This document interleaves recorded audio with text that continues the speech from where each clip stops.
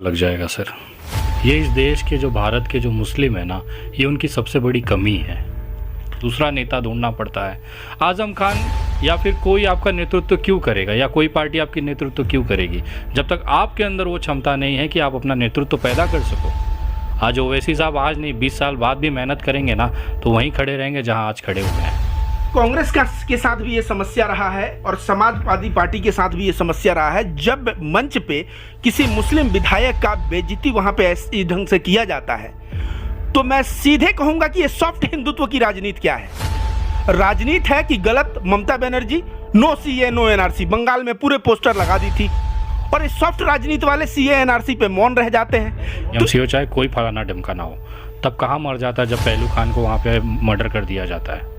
तब कहाँ आपकी संवेदनाएं चली जाती है जब एक लड़के को मिलके 27 30 लोग मिलके एक 20 साल के लड़के को मर्डर कर देते हैं। आपका वो इंसानियत और वो सब कौम का रहनुमा कहाँ चला जाता है जब एक 70 साल के बुजुर्ग की दाढ़ी काट दी जाती है।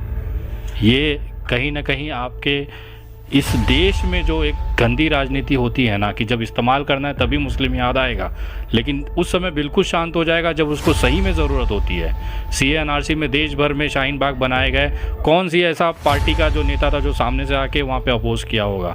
लोकसभा में 2 या 3 चेहरे ऐसे मुझे नज़र आते हैं जिन्होंने खुले तौर पर इसका विरोध किया। ये सवाल है कि उत्तर प्रदेश इलेक्शन के दौरान एक बहुत बड़ा फैक्टर जो मुस्लिम फैक्टर कहा जाता था, जो सेकुलर पार्टियों का एक बहुत बड़ा वोट बैंक रहा था, उन्हें एक वोट बैंक की तरह ही समझा गया है अब तक, लेकिन आज मुस्लिमों की चर्चा तक नहीं की जा रही है। चाहे वो जो भी सेकुलर पार्टियां इस बार चुनावी मैदान में है, उनकी चर्चा नहीं कर रहे हैं, जबकि उनके ऊपर कई सारे अत्याचार हुए हैं, देश भर में भी हुए हैं, उत्तर प्रदेश में भी बड़े पैमाने पे अत्याचार कहा जाता है कि उनके ऊपर अत्याचार हुए हैं। तो आपको क्या लग रहा है, उनके कोई बड़े नेता जो हैं वो स्टेज पे नज़र नहीं आते राजनीतिक पार्टियों के साथ, आप इसको किस तरह से देख रहे हैं? ये फैक्टर मुस्लिम फैक्टर आपको नहीं नजर आ रहा है? जब मुस्लिम बड़े बड़े नेताओं को पकड़ के अंदर कर दिया जाएगा, वो भी बकरी तो फलाना ढेकाना छोटे छोटे बातों को लेके, इनकी तो बात चले तो ये मुसलमानों को, अगर अखिलेश यादव की जगह कोई मुसलमान टोटी चोरी वाली बात आती तो आज वो जेल में सड़ रहा होता और उसको बेल नहीं मिला होता। तो ये जो शुरुआत से आजम खान को ये लोग अंदर किए हैं, तमाम मुसलमान नेताओं को ये लोग अंदर किए हैं, ये हिंदू मुस्लिम ये लोग सदा से करते आए हैं। लेकिन मैं बता दूं, अगर समाजवादी पार्टी का देखेंगे तो हमारे भदोही से हूँ मैं, भदोही से ही जाहिद बेग वो मुस्लिम प्रत्याशी हैं, तो हर एक जगह मुस्लिम तबकों का जो है सम्मान समाजवादी पार्टी, मायावती जी भी देखते हैं कि बहुत जगह मुस्लिमों को वो ये करती हैं। और अभी जो ओवैसी साहब आए हैं, ओवैसी साहब एक बहुत ही इंटेलेक्चुअल बंदे हैं, और मैं इनका स्पीच सुनता हूं, जिस तरह संबित पात्रा या पुष्पेंद्र और फलाने ढेकाने जो हैं, ये लोग जिस तरह से हेट की बातें करते हैं, जेल में चला जाना चाहिए। आप हमको बता नहीं सकते हैं कि ओवैसी साहब एंटी संवैधानिक एक भी बात किए हों। तो एंटी संवैधानिक बात नहीं करते हैं, मुसलमानों की हक की आवाज़ उठाते हैं, और कहीं ना कहीं मुसलमानों के लिए वो बहुत कुछ कर रहे हैं, और बहुत बड़ा मुसलमान का तबका जो है आज ओवैसी साहब के साथ है। लेकिन देखिए, चुनाव के समय जो है ना, दिल से भक्ति किसी और की रहती है, लेकिन वहाँ पे जब पावर की बात आती है तो आदमी भले ही विकल्प को वोट कर देता है। तो समाजवादी पार्टी जब विकल्प के तौर पे उभर रहा है, और जब विकल्प के तौर पे उभर रहा है तो वहाँ पे हिंदू मुस्लिम जो है, हिंदू मुस्लिम में बहुत सारे मुस्लिम्स के ज़्यादातर वोट हम जानते हैं समाजवादी पार्टी की तरफ पोलराइज हो जाएगा।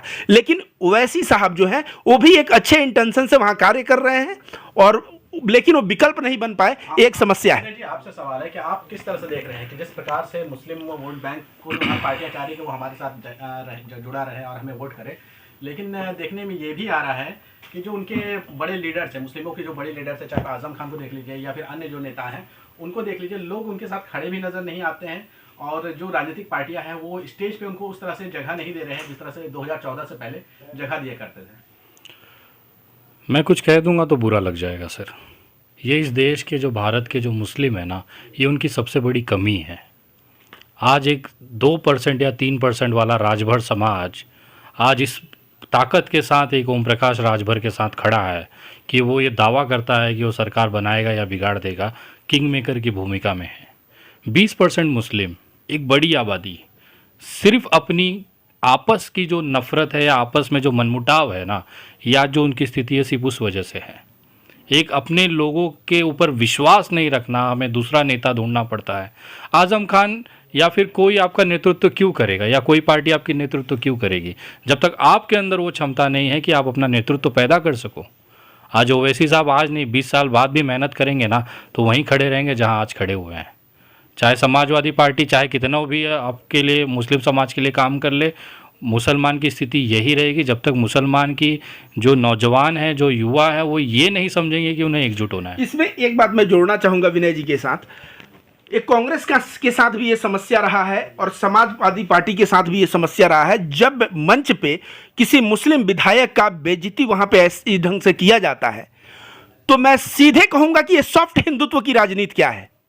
राजनीति है कि गलत Mamata Banerjee no CAA no NRC Bengal में पूरे पोस्टर लगा दी थी और इस सॉफ्ट राजनीति वाले सीए एनआरसी पे मौन रह जाते हैं। तो जहां जहां उनकी सरकार रही उन्होंने सीए एनआरसी के खिलाफ बिल तो लाया ना, बिल लाया, मैं कह रहा हूं बिल लाया, लेकिन सामने से जिस तरह से इस विधायक का बेइज्जती हुआ और उस पर कोई नहीं बोल रहा है क्योंकि सॉफ्ट हिंदुत्व का बात है। तो ये सॉफ्ट हिंदुत्व की बात छोड़ के जो है या तो जो हम हैं वो है, नहीं है नहीं है, ब्लैक एंड व्हाइट होना चाहिए। ये बीच की चीजें करना जो है ना, आज नहीं तो कल समाजवादी पार्टी और कांग्रेस के लिए इतना घातक होगा। और वैसी साहब सही मायने में मुसलमान उनको अपना एक नेता मान के और उनके साथ बढ़ जाएंगे आगे। असदुद्दीन ओवैसी की पार्टी भाई साहब एक मिनट, आपका ये समाज का प्यार, चाहे कांग्रेस हो, चाहे भारतीय जनता पार्टी हो, चाहे समाजवादी पार्टी हो, चाहे टीएमसी हो, चाहे कोई फलाना ढमकाना हो, तब कहाँ मर जाता है जब पहलू खान को वहाँ पे मर्डर कर दिया जाता है? तब कहाँ आपकी संवेदनाएं चली जाती है जब एक लड़के को मिलके 27 30 लोग मिलके एक 20 साल के लड़के को मर्डर कर देते हैं? आपका वो इंसानियत और वो सब कौम का रहनुमा कहाँ चला जाता है जब एक 70 साल के बुजुर्ग की दाढ़ी काट दी जाती है? ये कहीं ना कहीं आपके इस देश में जो एक गंदी राजनीति होती है ना, कि जब इस्तेमाल करना है तभी मुस्लिम याद आएगा, लेकिन उस समय बिल्कुल शांत हो जाएगा जब उसको सही में ज़रूरत होती है। CA-NRC में देश भर में शाहीन बाग बनाए गए, कौन सी ऐसा पार्टी का जो नेता था जो सामने से आके वहाँ पे अपोज किया होगा? लोकसभा में 2 या 3 चेहरे ऐसे मुझे नज़र आते हैं जिन्होंने खुले तौर पर इसका विरोध किया था, उसमें से एक ओवैसी साहब हैं। आज मैं उनको सम्मान इसलिए देता हूँ ना कि भले वो चाहे जिस कदर में लोग उन्हें चाहे जो कहें, लेकिन जब उस आदमी ने आवाज़ उठाई है ना, तब तक अपने कौम की भलाई के लिए उठाई है, अपने लोगों के लिए, हक के लिए उठाई है। कब तक आप विनय दुबे या रविकांत भारती या मोहित शर्मा या हरीश मिश्रा या काजल निषाद का इंतज़ार करोगे? क्या आपके अंदर वो क्षमता नहीं? आप हम जैसे लोगों को आप ताकत दे के मजबूती दे सकते हैं, आप अपने लोगों को नहीं दे सकते हैं। आप हमारे लोग हैं, लेकिन मेरा कहने का मतलब क्या है कि आप अपने प्रतिनिधित्व खुद तैयार करिए, किसी पे निर्भर रहने की ज़रूरत नहीं पड़ेगी। अगर आज आप लोगों ने सबने मिलकर एक नेता चुन लिया होता, चाहे वो वैसी क्यों ना होता, अगर उसका हाथ मजबूत कर दिया होता तो किसी के पैर पकड़ने की नौबत नहीं आती। और जब भी देखिए जेनोसाइड जैसा मामला हुआ, या जब भी मैं देखा हूं कि जैसे सूरजपाल अंबू एक बंदा करणी सेना का है, वो कहता है 50,000 की भीड़ में कि जहां मुल्लाओं को देखो ठोक दो। ये देश के संविधान के खिलाफ का स्टेटमेंट है। अगर हम संविधान के साथ हैं तो चाहे हम जिस भी पार्टी से हो, जिस भी दल से हो, इस बात के लिए हम जो है कोसते। लेकिन बहुत बार पार्टी के नेता चुप रह जाते हैं और इस सॉफ्ट हिंदुत्व की जो बात करते हैं ना, इन चीजों को समझना पड़ेगा कि हिंदू जो है ना, सदा से हिंदू जो है सॉफ्ट और हार्ड की बात ही नहीं है। वहां पे हिंदू एक सर्टेन माइंडसेट से चलता है।